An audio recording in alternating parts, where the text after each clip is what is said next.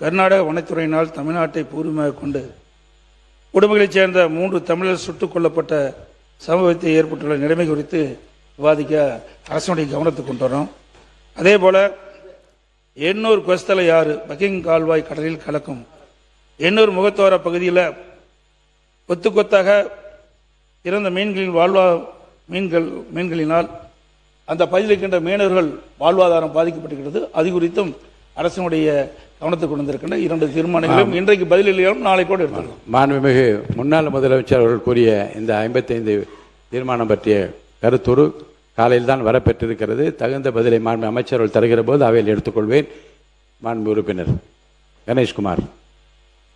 மாண்புமிகு பேரவைத் தலைவர் அவர்களே, மென்ஷன் பண்றதுதான் கர்நாடகத்தில் நடைபெற்ற 3 தமிழர்கள் சுட்டுக் கொல்லப்பட்டிருப்பது குறித்த கவன ஈர்ப்பு கொடுக்கப்பட்டிருக்கின்றோம். அதே போல் கோயம்புத்தூரில் நடைபெற்ற அந்த மாணவனின் கொலை, திருவற்றியூர் நடைபெற்ற மாணவன் கொலை, அதே போல் கொசஸ்தலை ஆற்றில் எண்ணூர் அருகே மீன்கள் கொத்து கொத்தாக செத்து குவிந்திருப்பதை பற்றிய கவன ஈர்ப்பை பேரவைக்கு அளிப்பதாக தெரிவித்தார். உங்கள் கவன ஈர்ப்பு கவனத்தில் கொள்ளப்படுகிறது. உரிய நேரத்தில் அமைச்சரின் பதிலை பெற்று உங்களுக்கு அவையிலே பதில் அளிக்கப்படும். மாண்புமிகு எதிர்க்கட்சித் தலைவர் அவர்கள்.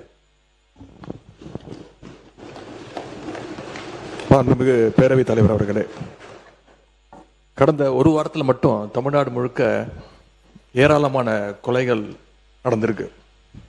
முக்கியமாக கோவையில் கள்ளக்குறிச்சியை சேர்ந்த ஒடுக்கப்பட்ட பிரிவைச் சேர்ந்த 19 வயது பொறியியல் மாணவர் அமுதனை 20 பேர் கொண்ட ஒரு கும்பல் சென்ற திங்கட்கிழமை அடித்து கொலை செஞ்சிருக்கிறாங்க. இந்த பிரச்சனையை நான் ஏற்கனவே இந்த அவையில் எழுப்பும்பொழுது பள்ளிக்கல்வித்துறை அமைச்சர் இது ஒரு கோஷ்டி பூசலால் நடந்த தகராறு, நடந்த கொலை என்று இங்கே பதிய வைத்திருக்கிறார். 10 பேர் மோதிக்கொண்டு 10 பேருக்கும் சண்டை நடந்து கொலை நடந்திருந்தா அது கோஷ்டி பூசல். ஆனால் ஒரு மாணவனை கிட்டத்தட்ட 20 பேர் சேர்ந்து அடிச்சிருக்கிறாங்க. எனவே இது ஒரு படுகொலை. மாணவர் அமுதன் விஷயத்தில் கோவை செட்டிப்பாளையம் போலீசார் அமுதனை வழக்கு ஒன்றின் விசாரணைக்காக காவல் நிலையத்திற்கு வர சொல்லியிருக்கிறாங்க. அப்பொழுது அந்த போதை கும்பல் பற்றி தகவல்களை கேட்டு அமுதனிடம் கேட்டு வாங்கியிருக்கிறாங்க. தகவல் வாங்கின காவல்துறை குற்றவாளிகளை கண்டுபிடிச்சு நியாயமாக அந்த போதைப் பொருட்களை சீஸ் செய்திருக்க வேண்டும், பறிமுதல் பண்ணியிருக்க வேண்டும். ஆனால் போதைப் பொருள் பயன்பாடு பற்றி தகவல் தந்த அமுதனுடைய தகவல்களை குற்றவாளிகள் கிட்டேயே பகிர்ந்துட்டு இருக்கிறாங்க. அதுதான் அமுதனுடைய மரணத்திற்கு முக்கியமான காரணமாக அமைஞ்சிருக்கு. இதை நான் மட்டும் சொல்லவில்லை, அமுதனுடைய பெற்றோர்கள் இருவரும் சொல்லியிருக்கிறாங்க. அவங்க இருவருமே, அவங்களுடைய தாய் தந்தை இருவருமே என்னிடத்துல தொலைபேசியில் அழைச்சி பேசியிருக்கிறாங்க. நான் அவங்களுக்கு ஆறுதல் சொல்லியிருக்கிறேன். அப்படி அவங்க பேசுகிறப்போ போதைப் பொருள் கும்பல் பற்றி காவல்துறையிடம் தகவல் கொடுத்ததால் தான் அமுதன் கொலை செய்யப்பட்டதாக அவங்க உறுதியாக நம்புகிறாங்க. அதைத்தான் என்னிடம் சொல்லியிருக்கிறாங்க.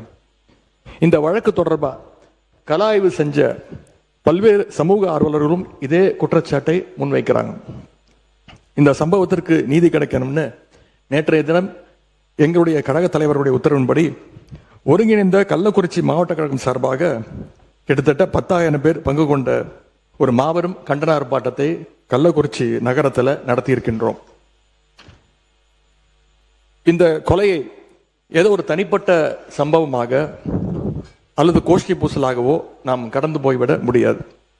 அரசின் அலட்சியத்தால, காவல்துறையுடைய பொறுப்பற்ற போக்கால தான் இந்த கொலை நடந்திருக்கு என்பதுதான் குற்றச்சாட்டு. மாணவர் அமுதன் கொலையில சம்பந்தப்பட்டவங்களுக்கு கடுமையான தண்டனையை நாம் வாங்கி கொடுக்க வேண்டும். அதே மாதிரி குற்றவாளிகளுக்கு தகவல் கொடுத்ததா குற்றம் சாட்டப்படுகின்ற காவல்துறையினர் மேல உடனடியாக கடும் நடவடிக்கை எடுக்க வேண்டும்.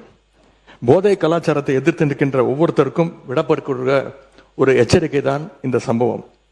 கோவையில் மட்டுமல்ல, சென்னையிலும் இதே மாதிரி ஒரு சம்பவம் கடந்த 14ஆம் தேதி நடந்திருக்கு. சென்னை திருவற்றியூர்ல அரசு பள்ளியில +2 படிச்சுட்டு இருந்த மாணவனோட பெயர் தனுஷ். அவர் போதை கும்பலை தட்டி கேட்டிருக்காரு. அதற்காக பட்டப்பகல்ல சுமார் 30 பேர் கொண்ட ஒரு கும்பல் தனுஷ் அவர்களை அடிச்சே கொலை பண்ணியிருக்கிறாங்க. இந்த அரசு போதைப் பொருள் தடுப்பு படையை உருவாக்கி இருக்கோம்னு சொல்லிடுறீங்க. அதை சொல்லி பல கோடி ரூபாயில விளம்பரம்லாம் பண்ணியிருக்கிறீங்க. ஆனா களத்துல நடக்கிறதை பார்த்தா இன்னைக்கு வேற மாதிரி இருக்கு. உதாரணமாக சில நாட்கள்ல மட்டும் நடந்த குற்ற சம்பவங்களை இங்க அவையில பதிய வைக்க விரும்புகின்றேன். நேற்று இரவு காஞ்சிபுரம் அருகே படுநெல்லி கிராமத்துல கோவில் திருவிழாவின் போது போதை கும்பலுடைய அட்டகாசத்தை கேள்வி கேட்ட சந்துரு, விக்கி அப்படிங்கிற 2 இளைஞர்களை அந்த கும்பல் வெட்டி கொலை பண்ணியிருக்கு. ஆகஸ்ட் 11ஆம் தேதி அன்னைக்கு திருப்பூர் மாவட்டம் பல்லடத்துல தனலட்சுமி, பூவரசி அப்படிங்கிற தாய் மகளை இரட்டை கொலை பண்ணியிருக்கிறாங்க. ஆகஸ்ட் 12ஆம் தேதி சென்னை அம்பத்தூர்ல ஆட்டோவில் வச்சு வைதேகி அப்படிங்கிற ஒரு இளம்பெண்ணை கழுத்தறுத்து கொடூரமா கொலை பண்ணியிருக்கிறாங்க. ஆகஸ்ட் 13ஆம் தேதி வேலூர் மாவட்டம் குடியாத்தத்தில் பெண் தலைமை காவலர் தாமரை செல்வி குத்தி கொலை செய்யப்பட்டிருக்கிறாங்க. ஆகஸ்ட் 14ஆம் தேதி கோவை மாவட்டம் பாப்பநாயகன் பாளையத்தில் ஒரு வயதான பெண்மணி உறுப்பினர், கவன ஈர்ப்பு தீர்மானத்தில் நீங்கள் கொடுத்திருக்கிற அந்த பொருள் பற்றி மட்டும் நீங்கள் விளக்குவதிலே நியாயம் இருக்கிறது. நாடு முழுவதும் நடந்த மற்ற சம்பவங்களை பற்றி பேசுவதற்கான நேரம் இது அல்ல. சுருக்கமாக கவன ஈர்ப்பு தீர்மானத்தை ஒட்டிய பிரச்சனை மட்டும் நீங்க பேசலாம். அரசுடைய கவனத்துக்கு கொண்டு வர இதெல்லாம் ஒரு வாரத்தில் நடந்தது. நீங்க சென்ற வாரமே டைம் கொடுத்துருந்தீங்கன்னா இதெல்லாம் சொல்ல வேண்டிய அவசியம் ஏற்பட்டிருக்காது. இதே நாளில் திருவள்ளூர் மாவட்டம் கும்மிடிப்பூண்டி சானாபுத்தூர் கிராமத்தைச் சேர்ந்த ரஞ்சன் அப்படிங்கிற இளைஞரும் கொலை செய்யப்பட்டிருக்கிறார். இப்படி கொலைகள் மட்டுமல்ல, பாலியல் வன்கொடை சம்பவங்களும் எக்கச்சக்கமா சென்ற ஒரு வாரத்தில் மட்டும் நடந்திருக்கு. கிருஷ்ணகிரி மாவட்டத்தில் 9 வயது சிறுமி ஸ்கூல் முடிஞ்சு வீட்டுக்கு போயிட்டு இருந்தப்போ வழியில கடத்தப்பட்டு பாலியல் வன்கொடுமைக்கு ஆளாக்கப்பட்டிருக்கிறாங்க.